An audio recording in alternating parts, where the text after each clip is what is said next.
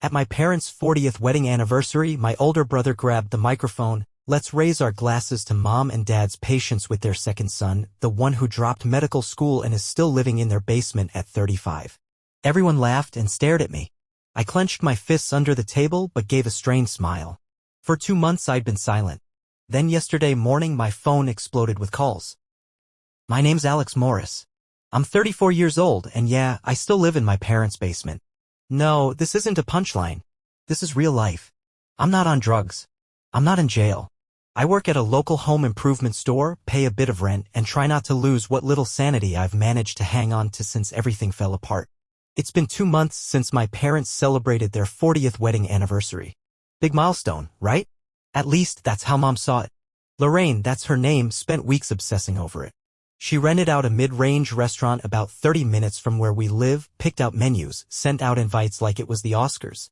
Dad, Dale, as usual, just smiled and nodded.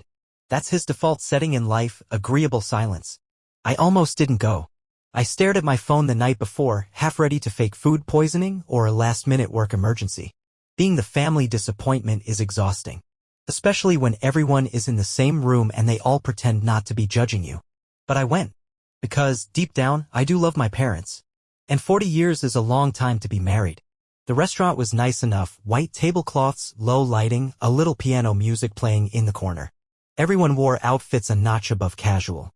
I got there early and hovered near the drinks table with a soda in hand, trying not to draw attention to myself. As people arrived, they made the usual small talk, hugged, and complimented each other's outfits. Then in came Derek. My younger brother. The golden boy. He showed up with his Instagram-famous wife, Kayla, and their 2 picture-perfect kids. He wore a blazer that probably cost more than I make in a month. As soon as they entered, the room shifted. People swarmed him, clapping him on the back, asking about his latest business trip or complimenting his podcast or whatever new project he was killing it in. I stood off to the side, sipping my drink and chatting quietly with my cousin Ryan, the only family member who's ever treated me like an actual person. My mom kept glancing at me from across the room, giving me that signature look, part relieved I showed up, part nervous I'd somehow ruined the evening by just existing. After dinner, Dad stood up to say a few words. It was the typical speech: love, faith, commitment, gratitude. Nothing groundbreaking, but sweet in its own daddish way. Mom dabbed her eyes right on cue. Everyone clapped. All by the book. Then Derek stood up. I'd love to say a few words too, he said, flashing that perfect, practiced smile he's probably used in every pitch meeting since he started his firm. The attention in the room shifted immediately. Phones came out. People sat forward. Of course they did. He started talking about family, values, work ethic, gratitude. The kind of stuff that would sound great on a Hallmark card. I tuned out. I've heard him say variations of this at a dozen family functions. Until he looked right at me. And let's raise a glass to Mom and Dad, he said, pausing dramatically. For their patience, especially with their second son. You know, the one who dropped out of med school and still lives in their basement at 34. The silence lasted about half a second. Then came the laughter. Loud, open laughter. From almost everyone in the room. Someone actually pointed at me. Someone else said, "Oh my God," and laughed harder. I looked over at my mom. She was doing that thing where she pretends to be upset but is clearly amused. My dad just stared at his plate. Kayla let out a polite little giggle like it was the wittiest thing she'd ever heard. My cousin Ryan muttered, "That's F*******, get up," but didn't speak up. I sat frozen. My face burned. My throat tightened like someone had tied a rope around it. My hands were shaking and I had to grip my knees under the table just to keep them still. A hand landed on my shoulder, a sympathetic pat, like we were all in on the joke together. I smiled. The fakest damn smile I've ever forced onto my face. Derek kept going. Something about how families stick together no matter what. I couldn't hear it. The blood was rushing in my ears. My appetite vanished. The rest of the night became a blur. I remember hiding in the restroom for nearly 20 minutes, scrolling aimlessly through Reddit to avoid facing anyone. I remember one of Mom's friends asking me, with this almost pitying tone, if I had anything lined up these days. I remember imagining what would happen if I just walked over and spilled my drink on Derek's overpriced loafers. But I didn't. Instead, I left early. Alone. Everyone else stayed for the after party, more drinks, more photos, more adoration of the golden child. I got into my car and screamed. Like full-on, guttural scream that probably scared the couple walking across the parking lot. Then I cried. Ugly, uncontrollable, snot on the steering wheel crying.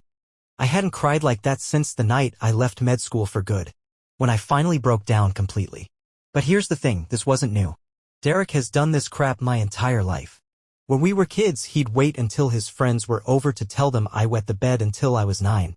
In high school, he'd read my rejection letters out loud at dinner like they were jokes. When I got into med school, he'd say things like, "Hope your first patient has a strong will to live." And my parents? They always just sighed and said he doesn't mean it. Or that's just how he jokes. Never once, not once, did they tell him to knock it off. They gave me those "we love you anyway" looks that somehow hurt worse than if they just said "we're disappointed." When I got home that night, I collapsed onto my bed. My basement apartment, which is really just a finished downstairs room with a bathroom and one tiny window, was silent. Later, I heard everyone else return. Laughter upstairs. Glasses clinking. Mom came down once to check on me. I pretended to be asleep. And lying there in the dark, staring at the ceiling, I made a decision. Not the usual vague "someday I'll show them" kind of thing. Something real. Something big. Something that would make them all finally see me.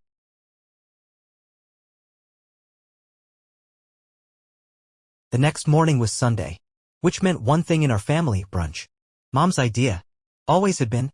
Every Sunday, like clockwork, she sets out fresh fruit, eggs, waffles, even those little pitchers of juice in different flavors. She likes structure. She likes the idea of tradition. Most Sundays, I found a reason not to be there. A migraine, a work shift, sometimes just straight up pretending I overslept. But not that day. I needed to see Derek's face again. In the daylight. Without champagne glasses clinking and background music and forced laughter. I needed to feel that heat in my chest again, the one that started during his speech the night before. I didn't want it to go away. I wanted to feed it. I got to the kitchen early. Still groggy. The house was quiet.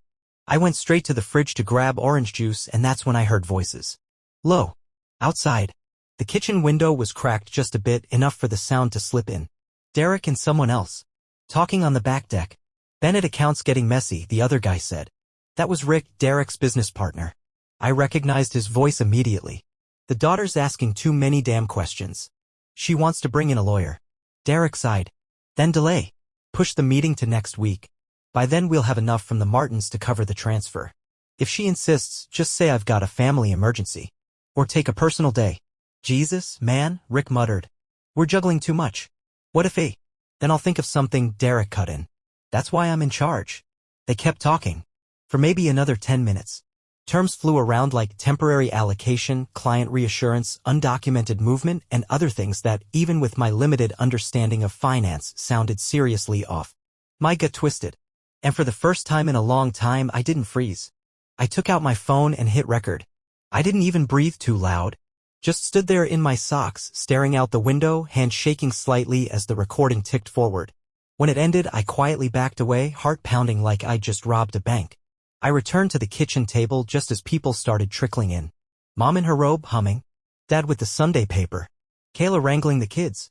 Derek walked in last, hair still wet from a shower, like he didn't have a care in the world. He smirked when he saw me. "Hey look, the basement gremlin's awake before noon." A few chuckles around the table. I didn't say anything. Just stared at him. Watching. Something had shifted. After brunch, I went back downstairs. Locked the door. Played the recording 3 times. Every time I listened, it got worse. Not only because of what they said, but because of how casually they said it. Like this wasn't the first time. Like it was standard practice. That afternoon, I did something I hadn't done in years. I dusted off my laptop, went to the nearest coffee shop, and opened it. I started Googling financial advisor rules, SEC violations, client fund mismanagement. 7 hours and 6 cups of bitter espresso later, I had a rough idea of what was going on, and it wasn't good. This wasn't some innocent bookkeeping slip. Derek was using money from one client to patch holes for another. Promising returns that didn't exist. Lying. Delaying. Hiding behind jargon and charm. It wasn't just unethical. It was criminal. And somehow nobody knew. Or maybe more likely, nobody wanted to know. The deeper I dug, the more disgusted I felt. I went down rabbit holes, advisor misconduct forums, news stories, anonymous tip reports. My search history looked like a prosecutor's prep list. Then, on a whim, I searched for Kayla's Instagram. It was exactly what I expected: picture-perfect family moments, matching outfits, curated captions. So blessed. Grateful heart. Love this man. Gag. But as I scrolled deeper, I started noticing cracks. A post about being strong even when your partner is absent emotionally. A comment from her friend, "You okay? Been thinking about you." Kayla replying with, "Just a tough week. Thanks for checking in, red heart." I recognized it. That quiet unraveling. The desperate attempt to hold an image together while everything behind the scenes is collapsing. That's when something in my brain clicked. I had a choice. I could expose Derek now. Post the audio. Call his clients. Tell mom and dad.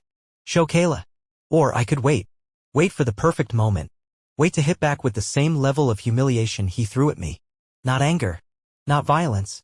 Just cold, calculated ruin. That night, I began planning. I outlined everything like I used to study in med school, systematically, obsessively. A folder for recordings. A spreadsheet for names, dates, clients mentioned. Screenshots of emails and LinkedIn profiles. I built a timeline. For once, being that invisible disappointment had perks. Nobody noticed me hovering near conversations. Nobody asked why I was around more often. I was background noise. Just the awkward older brother who lived in the basement and couldn't keep his life together. Perfect cover. Over the next 2 weeks, I played the part of the loser while working like a damn forensic analyst behind the scenes. Every time Derek made some smug comment at dinner, I smiled and nodded, then went downstairs and added another file to my growing collection. He had no idea. None of them did. I was done playing the fool. And for the first time in years, I actually felt in control.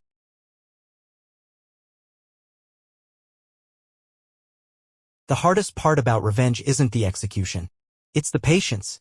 You have to sit there, quiet, polite, invisible, while the people who hurt you keep smiling like they're untouchable. You have to nod along at dinners, let them mock you, act like everything's fine while you're building the trap beneath their feet. And that's exactly what I did. Week 1 after the brunch incident, I created a strict routine. Mornings at the library, public computer, new email accounts, burner logins. Thanks to a Reddit comment, I realized IP addresses could be traced. I wasn't taking any risks. I even stopped using my own laptop for anything related to Derek. Afternoons were for work, stacking lumber, helping customers find screwdrivers, acting like nothing in my life had changed. Evenings? That's when the real work happened. I was back in the basement by 6:30, locked door, headphones in, reviewing, organizing, planning. To anyone else, I was just a guy trying to get his life together. My parents actually seemed hopeful. Mom made more tea than usual. Dad even offered to help me with my resume. They thought I was applying for jobs. In a way, I was just not the kind they were thinking. My first major move was reaching out to Kayla. That part was tricky. We'd never been close. She always looked at me like I was a stray dog she didn't know how to approach, half pity, half confusion. But I remembered something. At dinner a few months back, she'd been complaining about migraines. Stress headaches, she called them. Said nothing helped. That was my in. I bumped into her at Target, totally planned, while she was browsing the pharmacy aisle. I acted surprised to see her, then casually asked if she'd ever tried combining magnesium and B2 supplements. Mentioned something about rebound headaches from overusing ibuprofen. Threw in some jargon about tension-type mechanisms, just enough to sound medical but not overbearing. She looked at me like I just recited Latin. "You studied this?" she asked. "I was in med school," I said, giving her the same half-smile people give when they mention their failed band. That opened the door. What started as a quick chat turned into coffee the next week. Then texts. Then more coffee. Within 2 weeks, she was messaging me regularly. About her headaches, sure, but also about the kids, Derek's late nights, how exhausted she felt keeping up with social media and being a brand. I never pried. Just listened. Validated. Remembered everything. Meanwhile, I kept gathering intel on the business side. Family dinners became reconnaissance missions. I'd steer conversations toward finance, ask questions like I was finally interested in investing. Once I even said, if I ever get a real savings account going, I'll probably come to you for advice, man. Derek puffed up like a peacock and launched into a 20-minute lecture about asset diversification. I took mental notes. The real break came when Dad complained about his email acting weird. Offered to help him fix it. While I was on his laptop, I set up automatic forwarding for any emails from Derek's firm to a burner account I controlled. I didn't alter a thing, just mirrored the flow. Within days, I had access to a stream of subtle financial red flags, odd transfers, vague performance summaries, investment updates that didn't match market reports. Then I saw it emails confirming Derek had temporarily reallocated funds from my parents' retirement accounts. He wasn't just stealing from clients. He was stealing from them. I should have been furious. And I was. But I was also calm. Focused. Like this just confirmed what I already knew. Derek would screw over anyone if it meant protecting his image. 3 weeks in, I struck gold. One Sunday night, Derek left his work laptop on the kitchen counter while chasing his kids upstairs. It was still logged in. Everyone else was busy cleaning up. I had 20 minutes max. My hands shook as I opened his email and started forwarding everything I could find. I sent emails to my burner account, took screenshots of client lists, meeting calendars, flagged terms like restructure, rollover, and client churn. One name kept popping up: Kylie. At first, I thought she was another associate. Then I read the messages. It started professionally, but the tone shifted fast. Personal. Then flirty. Then explicit. They'd been having an affair. Weeks, maybe months. Perfect Derek. Mr. Faithful. Mr. #family man. Sleeping with a coworker. I felt sick reading it. Not just because it was gross, but because of how fake he really was. The deeper I went, the more I found. Derek had been juggling accounts like a circus act. Repeated meetings with the same 4 elderly clients: the Watsons, the Levines, the Gwynns, and Mrs. Carlyle. From what I could piece together, he was using their money to backfill losses elsewhere. Textbook Ponzi structure, just dressed in spreadsheets and charisma. By the end of week 4, I had enough to bury him. But I wasn't ready. Because I still didn't understand why. Why was he like this? Why did he always need to humiliate me to feel powerful? So I tested something. One morning, I casually asked Mom if she thought Derek seemed stressed lately. She hesitated, then said something I didn't expect. You know, when you were kids, your teachers used to say you had the real academic talent. I think that always got under his skin. That stuck with me. Later, I mentioned to Dad that Derek seemed tense. He shrugged, said Derek had made some bad investment calls years ago and had been scrambling to stay afloat since. He never asked for help, Dad said. Just kept promising he had it handled. So that was it. They knew Derek wasn't perfect. They just pretended he was because it was easier.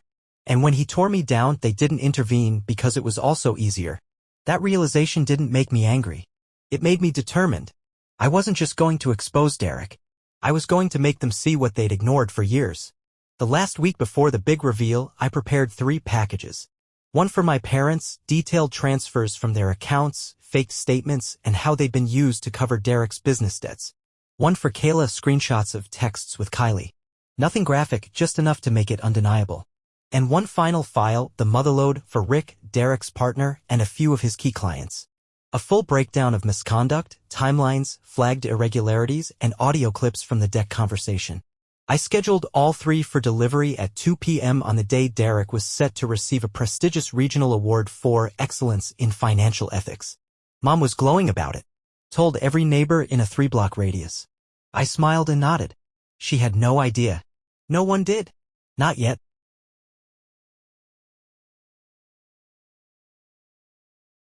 The night before it all went down, I barely slept. I just lay there on the stiff mattress in my basement room, staring at the ceiling, watching the shadows shift. My phone buzzed now and then, family group messages, reminders about the award ceremony. Mom had already picked out her outfit. Kayla had teased on Instagram that a very special evening was coming. Derek's firm had posted a photo of him with a caption about leadership and integrity. I almost laughed. At 7 a.m. I got up, packed a small overnight bag, and told my parents I had a job interview 2 hours away. It wasn't a complete lie. I had applied for a job, just not one I was ever planning to take. Mom beamed when I mentioned it. She clapped her hands and said, I knew something was changing in you. Yeah, something definitely was. At 1:58 p.m. I sat in a corner booth at a coffee shop in a nearby town. My laptop open. My hand hovering over the trackpad. One tap away from triggering everything. I checked the emails one last time. Subject line, important client review to Derek's biggest accounts and business partner. Subject line, need to see this. Right now, to Kayla. Subject line, from your son, please read everything to my parents. I clicked send. And just like that silence, I closed the laptop, leaned back in my chair, and took a long sip of coffee. My heart was beating fast, but it wasn't panic. It was anticipation. At 2:15, my phone started lighting up. First came a text from Kayla. Just a row of question marks. Then my mom called. Then Derek. Then again. Then 5 more times. I didn't answer. At 2:22, I got a notification: Kayla is going live on Instagram. Curious, I opened it. Her face was streaked with tears. She sat in the back row of a hotel ballroom. In the background, you could see Derek pacing, frantic, and Rick, his partner, talking to someone on the phone. Kayla looked directly at the camera. I just found out that everything I thought was real wasn't, she said. My marriage. My family. My husband's career. It's all been a lie. She was calm. Devastated, but composed. Then Derek lunged at her. Tried to grab the phone mid-livestream. She shrieked. Someone yelled. Water spilled. The video cut off. It was chaos. My phone exploded with messages, cousins asking what was going on, friends forwarding screenshots, even a few of Derek's clients who remembered me from backyard barbecues. Then came the Google alerts. Derek's name started trending locally. Someone at the event had tweeted, "Never seen a professional award ceremony turn into a scandal so fast." At 4:05, I turned off my phone. I wasn't afraid. I just didn't want the noise. I drove to a cheap motel and checked in under a different name. Then I sat on the bed and just breathed. For the first time in years, I felt like I existed. Not as a disappointment. Not as the shadow in the basement. As me. The next morning, I turned my phone back on. 37 missed calls. 62 texts. 5 voicemails from Derek. The last one was just breathing, ragged and heavy like he'd been crying. Part of me wanted to save it as a ringtone. I didn't. My parents had texted too, asking if I was okay, where I was, when I'd be home. They didn't mention Derek once. Classic Lorraine and Dale, avoid the fire until it burns down the entire house. At 9 a.m. I sat in a diner booth, same one I used to study in back when I still thought I'd be a doctor. Ordered eggs and toast. Tried to feel normal. That's when Mom called. I answered. She was already crying. Said Derek had been arrested that morning. Turns out one of his elderly clients, after reading the email I sent, immediately contacted the authorities. Apparently, he was already under suspicion. They just needed solid proof. And I delivered it in a neat, labeled package. She kept asking, why? Why would you do this to the family? Not once did she ask why Derek did what he did. I let her talk herself in circles, then said, I'll come home. We'll talk there. When I pulled into the driveway, Dad was waiting on the porch. He looked like he hadn't slept. Eyes puffy. Shoulders drooped like the weight of the last 24 hours had aged him a decade. He didn't say anything. Just opened the door. Inside, Mom was at the table, surrounded by tissues, phone buzzing with messages. We sat in silence for a while. Then Dad asked, why didn't you come to us first? I looked at him. Do you remember what Derek said at the anniversary dinner? I asked. Do you remember what you did? Nothing. That's what they did. Every year. Every insult. Every time he mocked me and they said nothing. Mom cried harder. Then the front door slammed. Derek. Ty loosened, eyes bloodshot, hair a mess. He saw me and lunged. Dad held him back. You ruined everything. Derek screamed. You're just jealous. You always were. You're nothing. I didn't flinch. At least I didn't steal from old people or cheat on my wife, I said. He collapsed in Dad's arms, sobbing, rambling about pressure, about expectations, about how he never asked for this life, how Kylie meant nothing, how the money was always temporary. I didn't feel sorry for him. But I understood. Derek wasn't bulletproof. He was just better at hiding the cracks. Eventually, Mom made tea. Pointless. No one drank it. She tried to mediate like this was some sibling squabble over a toy. Like the entire foundation of our family hadn't just exploded. Derek wouldn't even look at me. Every word was directed to our parents. Promises to fix things. Denials. Excuses. Then Dad said something I'll never forget. Enough, Derek. It was the first time I'd ever heard him raise his voice to the golden child. You lied to us. You stole from us. From your clients. You humiliated your brother. You don't get to talk your way out of this. Derek went silent. Then my phone buzzed. Text from Kayla, I'm outside. I stepped out. She sat in her SUV. Dark glasses on. No makeup. Pale. She handed me her phone. It was a months-old text exchange. She had confronted Derek about cheating. He gaslit her. Called her paranoid. Made her question her own sanity. Now she knew the truth. Thank you, she said, for blowing it all up. I thought I was crazy. I feel sane now. Before I left the car, she grabbed my arm. Don't disappear again. Okay. I nodded. Back inside, Derek was gone. Mom said he left to find a lawyer. Dad was on the phone with their bank, trying to salvage what he could. I went downstairs. Started packing. Just essentials. I couldn't stay there anymore. As I zipped my bag, Dad appeared at the door. He didn't say much. Just stood there, old and tired. Then he said something I didn't expect. I'm sorry. Not just for today. For everything. For letting this happen. For pretending it wasn't. It wasn't dramatic. No hug. No breakdown. Just quiet truth. I nodded. Not forgiveness. But recognition. That was enough. Today, I'm in a new room, not a basement. My cousin Ryan offered me his guest room. Said he was proud of me. Said my revenge was nuclear-level petty and then laughed so hard he nearly choked. That laugh? I needed it. I haven't replied to Derek's texts. There's nothing left to say. Mom keeps sending me therapy resources. Dad hasn't followed up. The family group chat? Silent. I don't know what comes next. Don't know if we ever recover from this. But I know this, I'm not shaking anymore. I'm not hiding. I'm not the guy in the basement. Not anymore.